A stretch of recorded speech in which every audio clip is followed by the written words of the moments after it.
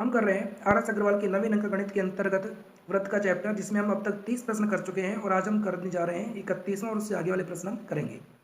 प्रश्न है, दी गई आकृति में कोण ए का मान दिया हुआ है 2x+4, कोण बी का मान दिया हुआ है x+10, सी का मान दिया हुआ है 4y-4 और डी का मान दिया हुआ है 5y+5 डिग्री।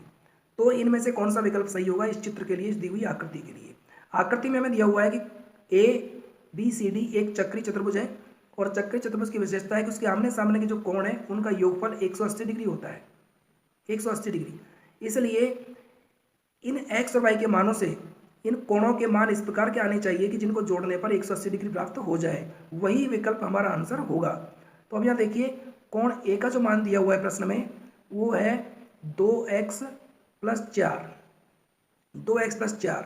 अब यहाँ हम अगर पहले विकल्प की बात करें तो इसमें x का मान दिया हुआ है 25 डिग्री, तो हम यहाँ लिखेंगे 2 × 25+4 और इससे इसका मान आएगा हमारे पास 54 डिग्री।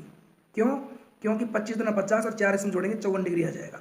इसी प्रकार कोण सी का जो मान होगा वो है 4y-4।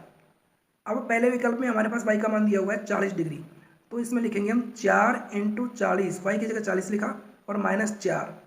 यहाँ देखिए 40 को 4 से गुणा करोगे, 4 चौक 16 160, 160 में से हम 4 माइनस करेंगे तो ये बचेगा 156। जब आप इन दोनों को जोड़ोगे तो ये आएगा 210। अब चूंकि ए और सी दोनों चक्रीय चतुर्भुज के आमने सामने वाले कोण हैं, इनका योगफल 210 नहीं बल्कि 180 आना चाहिए, इसलिए हमारा जो पहला विकल्प है इसका उत्तर नहीं होगा। अब हम दूसरे विकल्प की ओर देखते हैं। इसमें x का मान 40 दिया हुआ है और y का मान 25 दिया हुआ है, तो इससे हम अगर ज्ञात करते हैं ए और सी के मान, तो कोण ए का मान आएगा 2x+4 डिग्री के अनुसार 2x की जगह हम लिखेंगे अब की बार 40, क्योंकि इस विकल्प में x का मान 40 दिया हुआ है, तो 40 और +4, तो ये हमको प्राप्त होगा 40 × 2 80 हो गया, 80 और 4 84 डिग्री हो गया। अब इसके साथ ही कोण सी का जो मान है वो है 4y-4। यहाँ हमको जो y का मान दिया हुआ है वो दिया हुआ है 25 डिग्री, तो हम इस y की जगह लिखेंगे 25 और -4।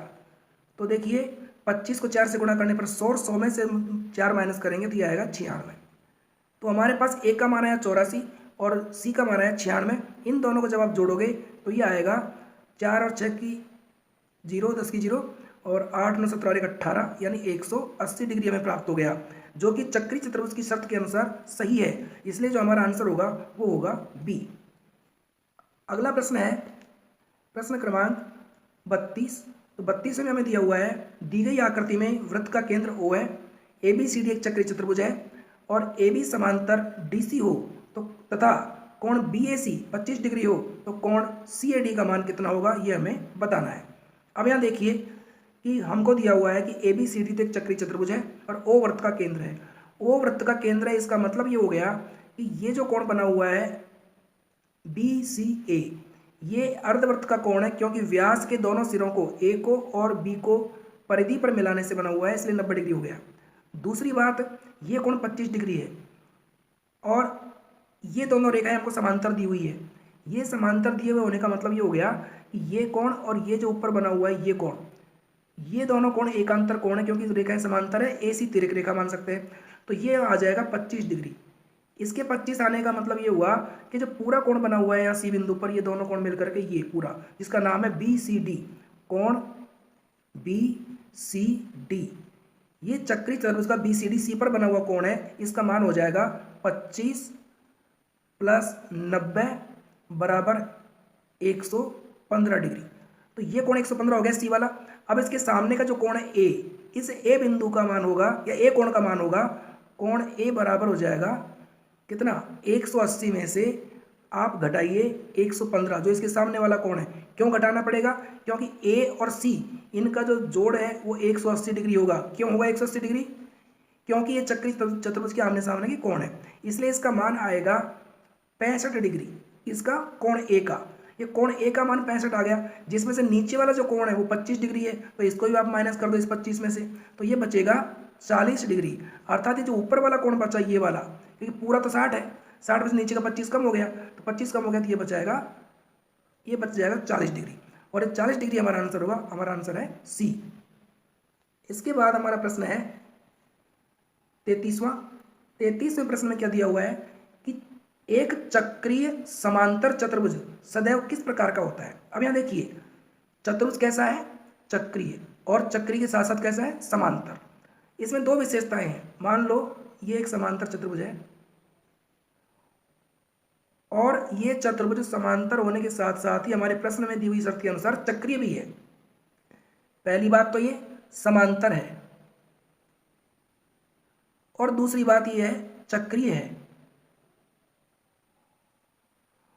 अब यहां देखिए कि समांतर होने की वजह से तो इसके आमने सामने के जो कोण होंगे, मान लो इसका नाम ABCD है,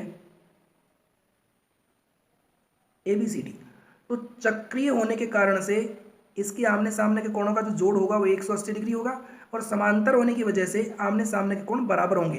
देखिए समांतर होने का तो मतलब ये है कि कोण A बराबर कोण C, और चक्रीय होने का मतलब है कोण A प्लस कोण C बराबर 180 डिग्री। अब आप इन दोनों शर्तों को एक साथ देखिए कि जब दो कोण बराबर के हों और मिलकर के वो 180 के हों तो प्रत्येक कोण कितने का होगा, 90 डिग्री का होगा। तो ये कोण 90 डिग्री का हो गया ए वाला, और ये सी कोण भी 90 डिग्री का हो गया। इसी प्रकार से बी और डी ये कोण भी समांतर चतुर्भुज की आमने सामने कोण है इसलिए बराबर होंगे, और चक्री चतुर्भुज की आमने सामने कोण है इसलिए इनका जोड़ 180 होगा, बराबर है और 180 के है तो ये भी 90 डिग्री के हो जाएंगे। अब चक्रीय और समांतर होने की वजह से इनमें क्या हुआ कि प्रत्येक कोण 90 डिग्री का आ गया। अब प्रत्येक कोण 90 डिग्री का है तो किस में होते हैं प्रत्येक कोण 90 डिग्री का, एक तो आयत में होते हैं और एक वर्ग में होते हैं। अब इन दोनों में से भी हमारा जो चतुर्भुज कौन सा होगा, आयत होगा या वर्ग होगा, वो इस बात पर डिपेंड करेगा कि इस चतुर्भुज की जो भुजाएं हैं वो चारों बराबर है या फिर आमने सामने की ही बराबर है केवल। तो चूंकि ये समांतर चतुर्भुज है और समांतर चतुर्भुज में आमने सामने की भुजाएं बराबर होती हैं, चारों भुजाएं बराबर नहीं होती। अगर यहाँ लिखा होता सम चतुर्भुज तो सम चतुर्भुज में तो चारों भुजा बराबर होती है, ऐसी स्थिति में ये वर्ग होता, परंतु अब ये वर्ग नहीं है। अब हमारा चतुर्भुज जो होगा वो आयत होगा। क्यों कि प्रत्येक कोण तो 90 डिग्री का प्राप्त हुआ हमें, और इसमें समांतर होने की वजह से इसमें केवल आमने सामने की भुजाएं बराबर होंगी। तो हमारा जो उत्तर होगा इसमें वो होगा ए। अगला प्रश्न है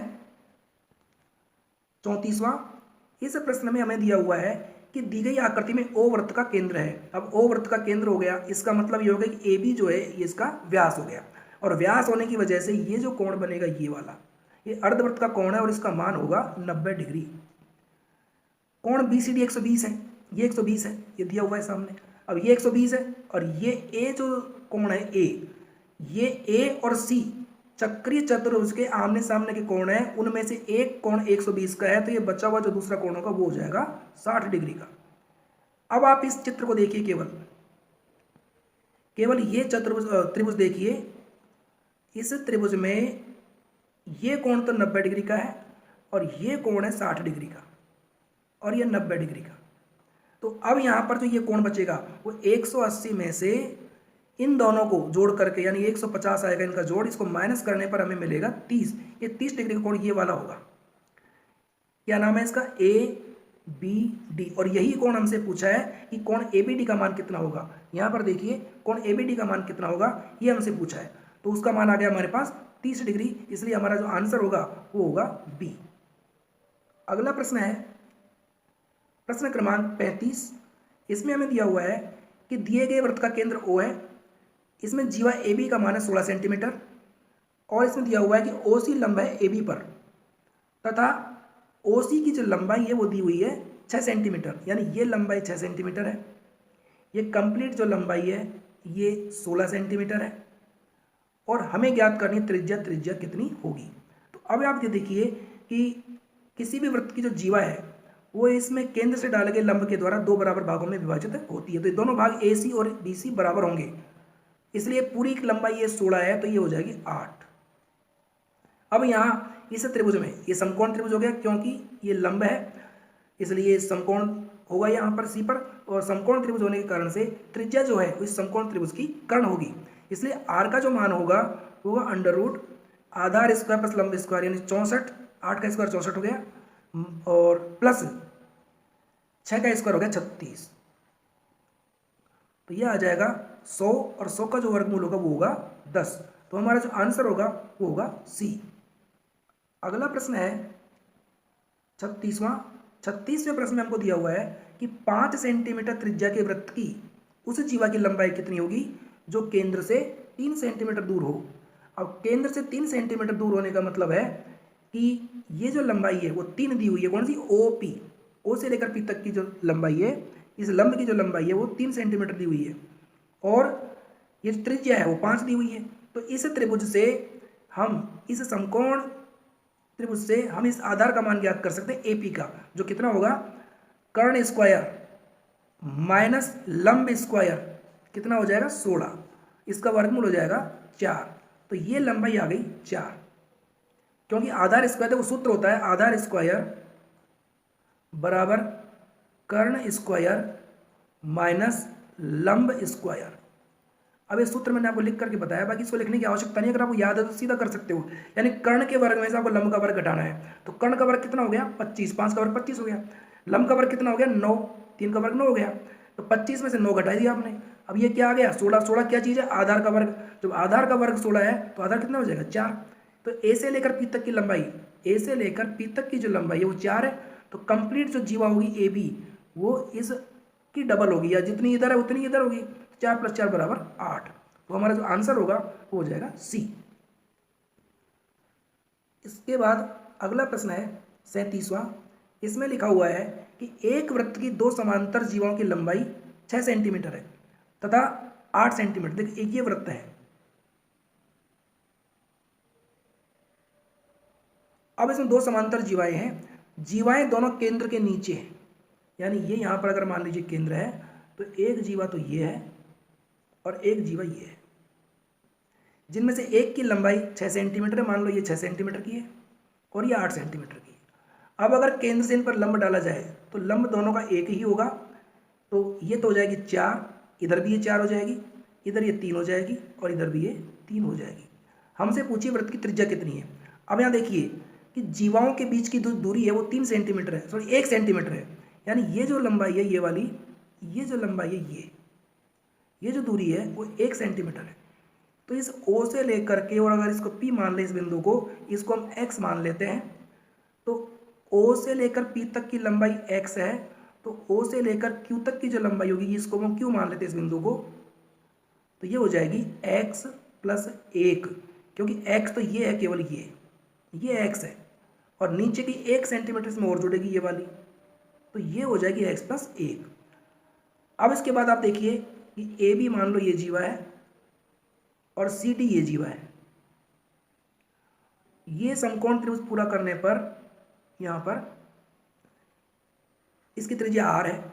तो अब यहाँ पर देखिए त्रिभुज OAP, इस त्रिभुज में कर्ण तो हो गया R, तो R² बराबर हो जाएगा 4² + X²। इसके बाद में ये जो नीचे वाला त्रिभुज बनेगा O से लेकर के और C से होते हुए Q तक, त्रिभुज OCQ, इस त्रिभुज में जो त्रिज्या का मान होगा R² वो हो जाएगा, ये नीचे की रेखा कितनी है 6 सेंटीमीटर की पूरी जीवा थी तो ये 3 हो गई, तो 3²। और ये जो कंप्लीट लंब होगा O से लेकर Q तक का वो X + 1 है, तो X + 1 का स्क्वायर। अब यहाँ हमें 2 समीकरण प्राप्त हो गए, एक तो ये होगा और एक दूसरा ये हो गया। सवाल थोड़ा बड़ा है, लेकिन अब देखिए आप ध्यान से कि दोनों में ही R² का मान दिया हुआ है। यहाँ तो 4² + X² और यहाँ 3² + X + 1 का स्क्वायर है, तो दोनों बराबर होंगे, दोनों R² के मान है। तो यहाँ मिलेगा हमको 3² + X + 1 का स्क्वायर, इधर होगा 4² + X²। जब आप इसका वर्ग खोलोगे तो आएगा 9 + X² + 2X + 1 + 16 + X²। दोनों ओर से X² कट जाएगा और 2X बराबर आएगा 16 माइनस का 1 और माइनस का 9, ये इधर जाएंगे तो माइनस के हो जाएंगे, अभी तो प्लस के हैं, लेकिन जब पक्षांतरण होगा इसका तो ये 10 माइनस के हो जाएंगे, तो ये बचेगा 6। तो 2X बराबर 6 है, तो इसका मतलब X बराबर कितना हो गया, X बराबर हो गया 3। जब x का मान 3 आ गया तो इस 3 को यहाँ लिखो इसमें, तो आर स्क्वायर बराबर आएगा 4 स्क्वायर 16 है, और इधर एक्स स्क्वायर का मान हो जाएगा 9। तो ये हो गया कितना 25, ये हो जाएगा 25, और 25 का वर्गमूल हो जाएगा आर बराबर कितना 5। तो हमारा जो आंसर होगा इसमें वो हो जाएगा 5 सेंटीमीटर, मतलब कि ये